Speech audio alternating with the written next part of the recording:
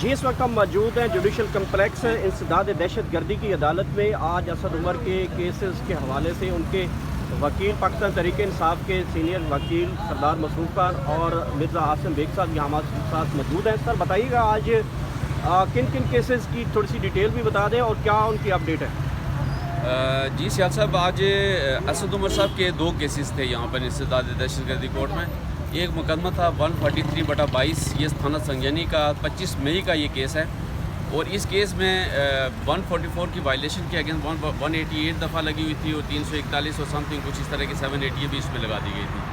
आज हम कोर्ट में पेश होकर हमने कोर्ट को ये बात बताई कि इस केस में कुछ भी नहीं है। अगर इसको ट्रायल करेंगे तो सिर्फ कोर्ट का टाइम ज़ाया होगा, इससे ज़्यादा कुछ नहीं है।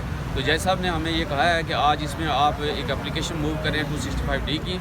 वो एप्लीकेशन हम तैयार कर रहे हैं, उसको मूव कर रहे हैं। इंशाल्लाह इसमें शॉर्ट तारीख भी रखी गई है और उम्मीद करते हैं हम कि 24 तारीख को नोटिस के बाद प्रोसिक्यूशन अपने आर्गूमेंट्स करे।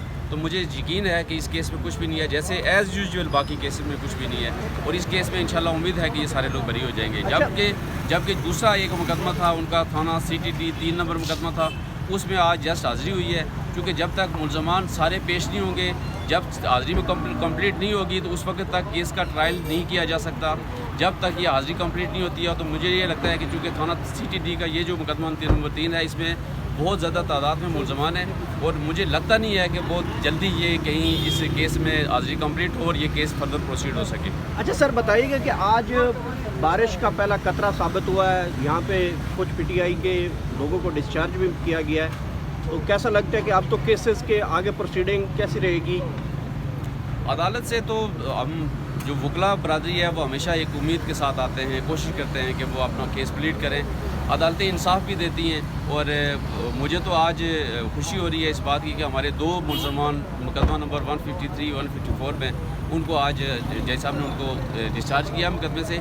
इसी मुकदमे में पहले कुछ 3-4 तारीखें पहले 46 लोगों को डिस्चार्ज किया गया था। वही बात आती है कि यहाँ पर केस प्रोसीडेबल ना हो, कॉग्निजेंस देखनी होती है जज ने कि क्या इसमें कॉग्निजेंस लेने चाहिए नहीं लेने चाहिए। वैसे इन केसेस में तो मैं ये समझता हूँ कि नोटिस भी नहीं होने चाहिए थे।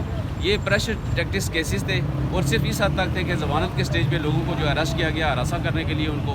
बाकी ये ट्रायल में तो ये मुझे नहीं लगता है कि सिर्फ कोर्ट के टाइम के ज़या के अलावा बाकी इस केस से कुछ निकलेगा। बहुत बहुत शुक्रिया। हमारे साथ सरदार मसरूफ खान जो कि पाकिस्तान तहरीक इंसाफ के इस वक्त कानूनी टीम के अहम मेंबर भी हैं और इमरान खान के असद उमर के केसेस ख़ासकर जो इंसदाद दहशत गर्दी के मुकदमे हुए थे जुडिशल कम्प्लेक्स के बाहर तोड़ के हवाले से आज PTI के लिए बड़ी अच्छी खबर है कि जो मुल्ज़मान जिनको नाम किया गया था बेगुनाह गैर कानूनी तौर पे FIRs में शामिल किया गया था, आज उनको जो है डिस्चार्ज करने का वक्त हुआ चाहता है। हमारे साथ आसिम मिर्ज़ा साहब हैं। आसिम मिर्ज़ा साहब बहुत शुक्रिया और टाइम के लिए। बताइएगा कि इस वक्त नवाज़ शरीफ के हवाले से बड़ी बातें चल रही हैं और कल तो बड़ा लाल सूट पहन के वो लंदन से रवाना हुए थे, तो आप लोगों ने गाना चला दिया ला ले सारा कुछ ला ले, ये क्या चीज़ मैं देख रहा हूँ? सर अब कानूनी पैराए के ऊपर बात करेंगे, जैसे मसरूफ साहब ने आपको आज की डिटेल्स बताई है। इसी के साथ जुड़ा हुआ matter practice and procedure bill जो कल सुप्रीम कोर्ट की तरफ से लैंडमार्क जजमेंट आई है 10 और 5 की निस्बत से, तो मैं यहाँ तबसरा ये करना चाहता हूँ, पाकिस्तान की आवाम देख रही है, खान साहब इन्हीं के कंडक्ट को आवाम के सामने रखते थे बार बार, तो लाल ड्रेस पहन के कोई इनकलाबी नहीं बन जाता।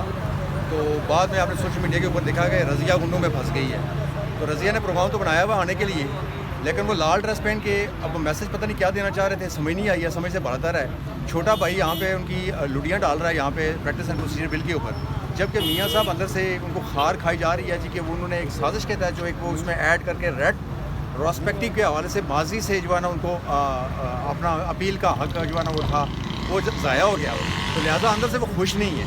तो आना तो वो चाह रहे हैं, लेकिन मुल्क के अंदर आइन और कानून है, जहाँ से केस ख़त्म हुआ था वहाँ से शुरू होना है। लेकिन अब हम देखना चाहते हैं कि रियासती अदारे, रियासत, मीडिया, और हम ये देखना चाहते हैं कि मीडिया, पाकिस्तान का मीडिया अभी वो आज़ाद है या नहीं है, वो किस कानून के तहत, पैमरा किस कानून के तहत, कोई कानून लागू उसके ऊपर नहीं होता कि एक सज़ा याफ्ता शख्स जिसको आपने कल देखा कि बर्तानिया के अंदर हमारे एम्बेसडर ने आके उसको सी ऑफ किया, तो उनके ख़िलाफ़ भी कार्रवाई बनती है। لہٰذا میں سمجھتا ہوں کہ سزا یافتہ شخص جس نے پاکستان کے اداروں کے خلاف، پاکستان کے عوام کے خلاف، پاکستان کی آئین اور قانون کے خلاف ورزی کی ہو اور وہ وہاں بیٹھ کے ان کو گالیاں دیتا رہا ہو اور اس کو خوش آمدید کرتا رہا ہو ہمارا ایمبیسیڈر وہاں کا UK کا، تو جس طرح یہ کیا گیا ہے ہم چاہتے ہیں کہ قانون کے مطابق ان کے خلاف کارروائی ہو۔ دوسری بات یہ ہے کہ پریکٹس اینڈ پروسیجر بل کے اوپر جس طرح آپ نے دیکھا کہ شہباز شریف صاحب نے جو یہاں لٹیاں ڈال رہے کہ بہت اچھا فیصلہ ہو گیا ہے، لہٰذا جو ان کی امیدوں کے اوپر پانی پھر گیا ہے وہ اپنی جگہ پہ برقرار ہے۔ لہٰذا یہ خان صاحب کو چونکہ ابھی وہ انڈر ٹرائل ہیں، اگر وہ ان کو سزا ہو جاتی ہے یا سپریم کورٹ سے ہوتی ہے وہ اپیل میں جا سکتے ہیں، ان کو یہ رائٹ ملتا ہے، اس کو نہیں ملتا۔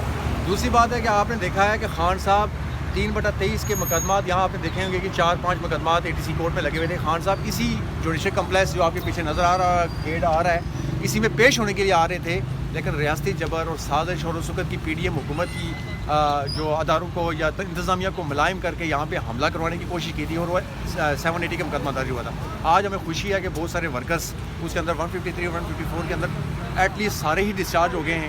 2 رہتے تھے حضرت گل اور شہزاد خان، وہ بھی ڈسچارج ہو گئے ہیں۔ باقی 3/23 میں چلانا نا باقی حاضری ہوئی ہے، ذرا وہ جس طرح مسعود صاحب نے فرمایا کہ حاضری ساری ہوگی تو پھر وہ آگے ٹرائل چلے گا۔ کیا سمجھتے ہیں پاکستان کی عوام غربت کی چکی کے اندر پس کر رہ گئی ہے اور نواز شریف صاحب پرائیویٹ طیاروں کے اندر پاکستان آ رہے ہیں؟ جی پکے دیکھیں، میں یہ بڑا المیہ ہے پاکستان کے لیے، پاکستان کی معیشت اس نگر کے اوپر انہوں نے پہنچائی ہے۔ پچھلے 16 ماہ آپ کے لیے ان کے لیے کافی ہیں، عوام اس کو سامنے رکھتے ہوئے فیصلہ کرے گی مستقبل کا۔